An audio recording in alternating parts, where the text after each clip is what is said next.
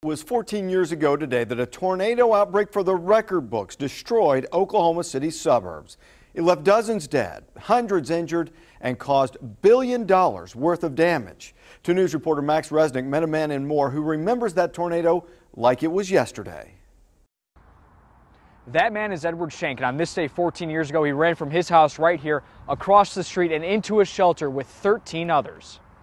I do remember it like it was yesterday. Edward Shank remembers stopping into a service station and seeing the tornado warning on a TV screen inside the building. We didn't think much of it because in this part of the country, we've had tornado warnings, you get at least one a week during this time of the year. Edward and his wife saw the warning, stopped for barbecue, and came home. When we got here in the driveway, a neighbor across the street hollered and said, "You better get over here." So we ran across the street. The shelter sat behind this breezeway. It was big enough for 8. They crammed in 14. Oh, it sounded like a freight train. It was just loud, and then all of a sudden it was dead quiet. The Shanks were lucky, suffering minor damage compared to the homes down the block that were leveled. And the first thing you think of is, man, what are we going to do now? Edward remembers the cleanup effort lasting for months. He also recalls what he saw in his neighbors. People really care.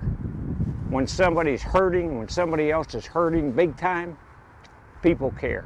Edward and his wife are the oldest and longest living residents here on the street. He says 14 years ago, if the tornado would have ripped through his house, they probably would have had to have moved. But he says he's blessed to have his house, he's blessed to be alive, and he was able to raise his 3 daughters there. In Moore, Max Resnick, 2 News works for you.